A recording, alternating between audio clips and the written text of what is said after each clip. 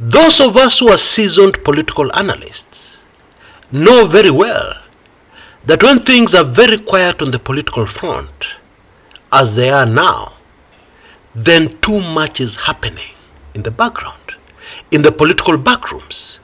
Chini ya maji, you can be very sure of that. And today, I want to reveal a secret that can help anybody be able to at least get an idea of what is happening in the backrooms of politics.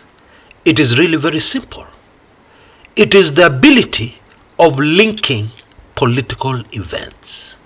This is a very powerful tool, even in everyday life. Let me just give you a very quick example. Your husband, your dear husband, suddenly has a complete makeover. He dresses different.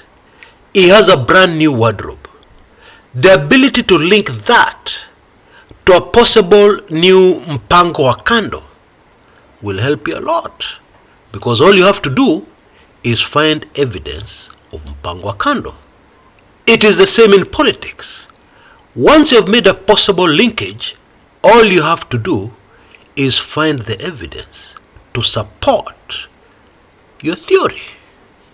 And the best thing about this kind of analysis for any Kenyan is that you'll become immune to propaganda, because we are drowning right now in UDA propaganda. I think most of us know that. This is a propaganda government. It governs by propaganda. Right, folks, what we have here is some very shocking developments happening in the backrooms of Kenyan politics. Former President Uhuru Kenyatta has all of a sudden gone very quiet. Okay? Now I've been able to link that to some recent very interesting developments. And one of them are developments in Malindi, actually in a Malindi court, where the case against Pauline Njoroge, a close ally to former President Uhuru Kenyatta, has been terminated, and her gadgets, which were confiscated by the government, have been returned. Now please don't get confused and don't be naive. The government, the prosecution, did not end that case. It is the court which ended it. Okay? But the prosecution assisted the court, or left the court with no alternative but to terminate that case. How did they do that? By coming to court weeks later and asking the court, please give us more time to gather evidence. The court had no option but to terminate. Also take careful note of the fact that the gadgets were quickly returned. So, how is this linked to former President Uhuru Kenyatta's current political stand, and his possible movements politically in the near future? We'll come back to that. Hot breaking news number 2 from the backroom of Kenyan politics. Raila Amolo Odinga last Friday made some very significant, major, maybe the most major changes within the ODM hierarchy he has ever made in the history of this political party. Now what can we link this to? Now this may not be as obvious as my first example, but think about it. What do you do when you're preparing yourself for a major offensive? It can be an army, it can be an individual in a company, who's facing challenges from colleagues and other people who want to bring them down. What do you do before a major offensive? Unajiandaa. You prepare yourself. You reorganize your political party. So what we're expecting now, going forward, is a major, extremely major, very major offensive from Raila Odinga and the ODM party. Hot breaking news number 3 from the backrooms of Kenyan politics. Rigathi Gachagua, the deputy president, is clearly in serious trouble. He is a man under siege. How do we know this? It is really very simple. Much more simpler than you'd ever have imagined. When you listen to an ally of President William Ruto speaking, if that person is speaking exactly the way Ruto would speak, then you know that person is still in the good books of Ruto. But if that person starts speaking haphazardly, inconsistently, and starts to sound confusing, more and more like himself, like he's not repeating like a parrot what Ruto would have said, then you know that that person is in serious trouble. Examine carefully the recent utterances of Gachagua. My verdict is floating all over the place, nowhere to go. Again, I will come back to that. And finally, an event unfolded in distant Morocco last Saturday. There was an earthquake which left so far over 2,681 people dead. Now, super fascinating is that early in August, another tragedy unfolded in Morocco before this earthquake. There were serious floods, and then followed by this major earthquake. Now, how is that linked to Kenya? Now, let me start with a full analysis of this before we go back to Raila Uhuru Gachagua. Very hot breaking news from the backroom of Kenyan politics. Now, in my opinion, it would be naive to assume that it is a mere coincidence that a country can go through two major, very serious natural disasters in such a short span of time. Those who are spiritual will immediately know where I'm going with this. Those who are not and have decided to remain blind to their own great detriment and indeed danger will around this moment do the following. Huyu Chris Kumekucha na spiritual maneno yake. In a bore. And so let me be brief, very brief. The meteorological department and global scientists have predicted that between October and December in the country called Kenya, we'll suffer something called El Nino. We're expecting massive rains and floods. And if indeed this happens, it will come at a time when the country has already suffered so many things. The people are suffering. According to those who are spiritual, the country is passing through judgment. So my quick advice, check your surrounding areas. If you're in an area which is prone to floods, please take precautions. And of course, I'm aware, one can only take precautions if they are financially able. And at the moment, finances ni shida. I understand and appreciate that. But my strong advice, take all the possible precautions you can under the circumstances you face right now. Please take it seriously. Now, let us elaborate on the Gachagua manenos. It is rather obvious that Deputy President Rigathi Gachagua has some very major political challenges. And number one on that list is what is currently happening in the Mount Kenya region. And he has been trying very hard to become the new Mount Kenya kingpin, which is the hardest thing on earth.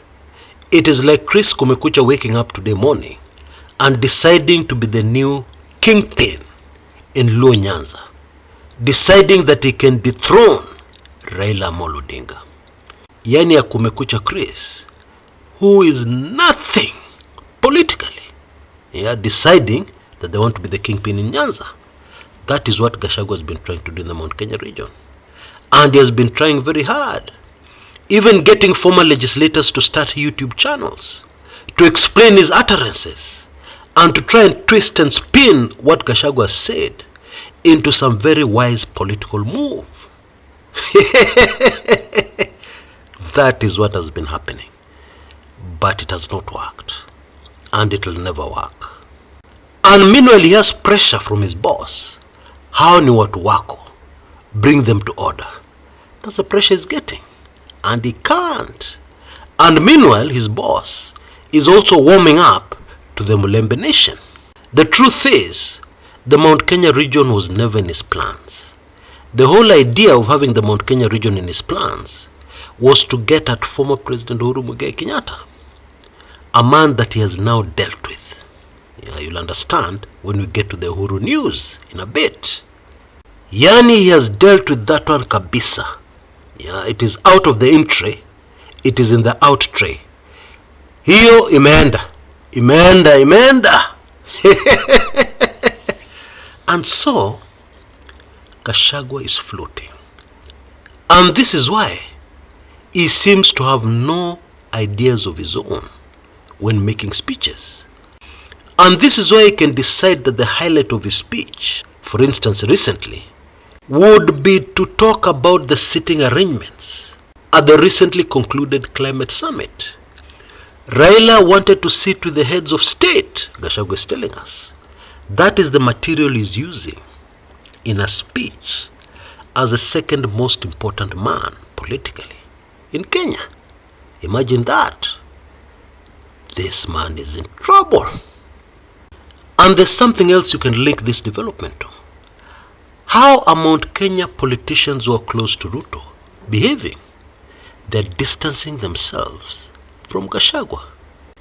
And even when they associate themselves with Gachagua, they don't want to move too close to him because the man is going down.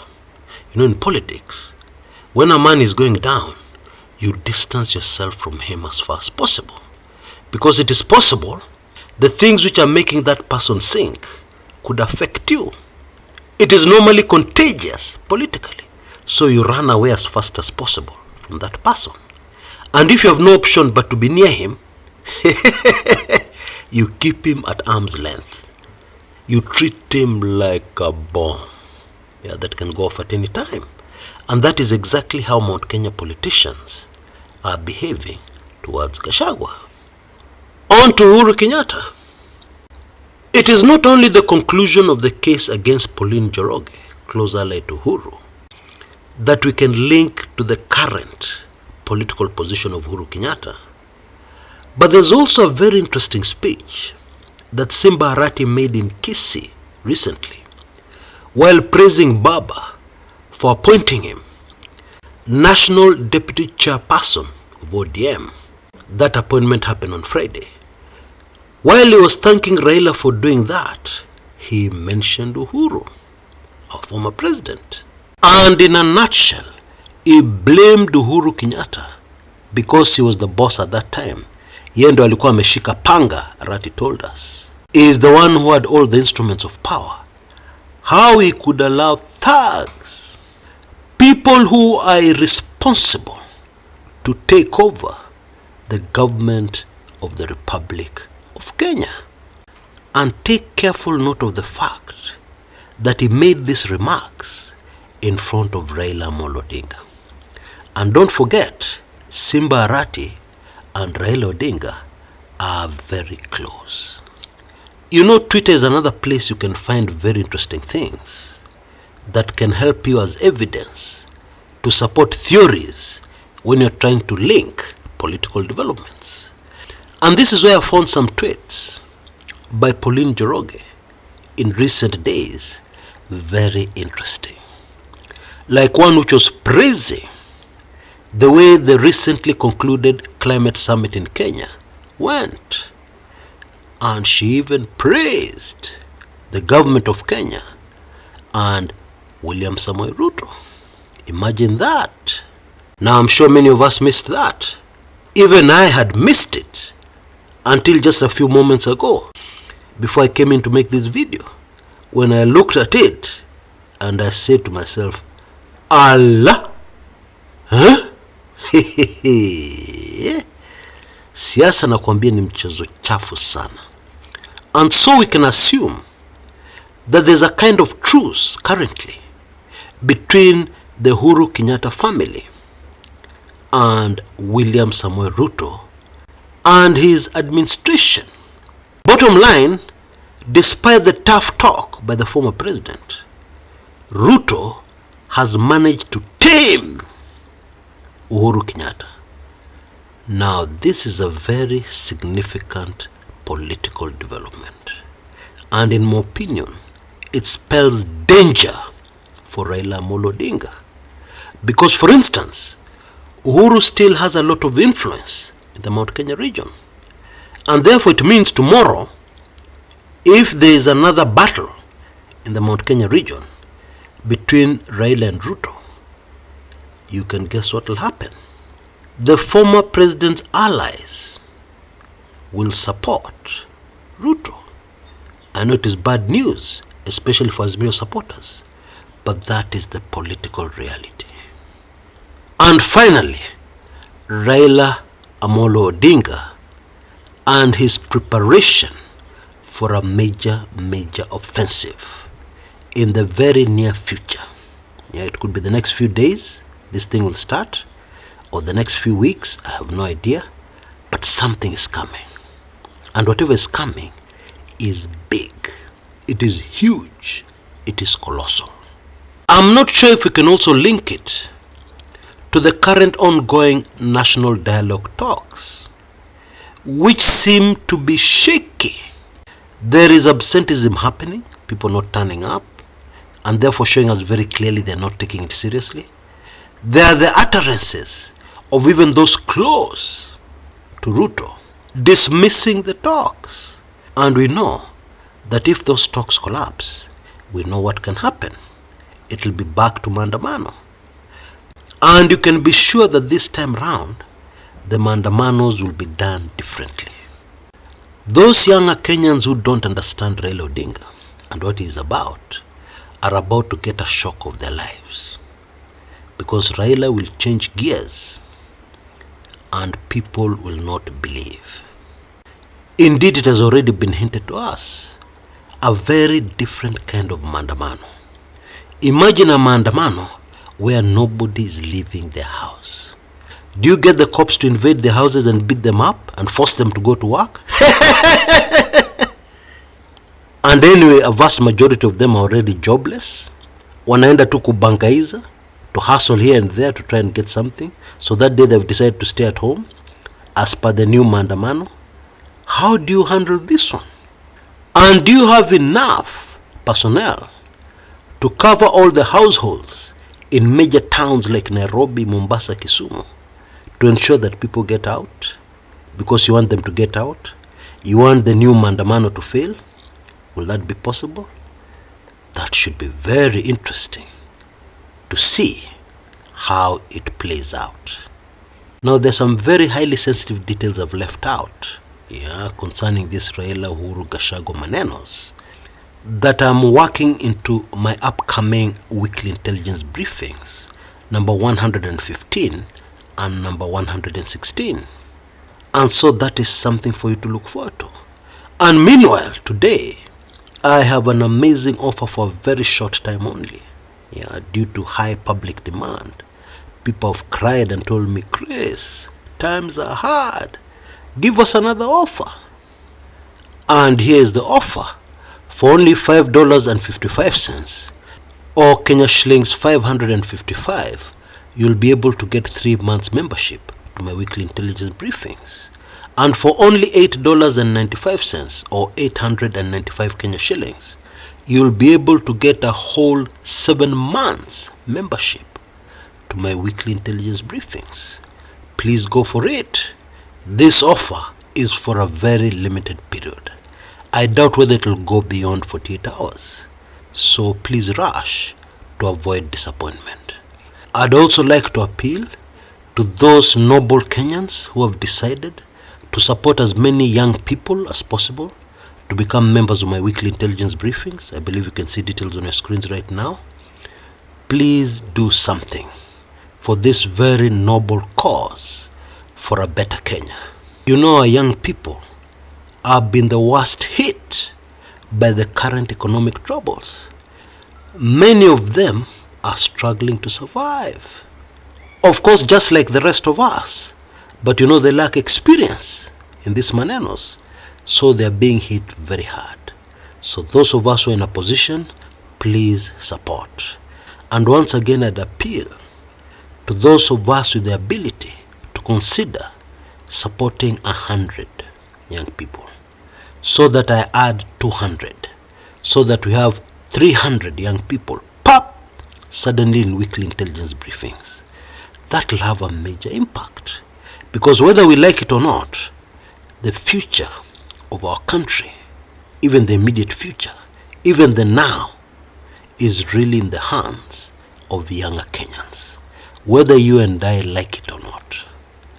Until next time, this is Chris Kumekucha.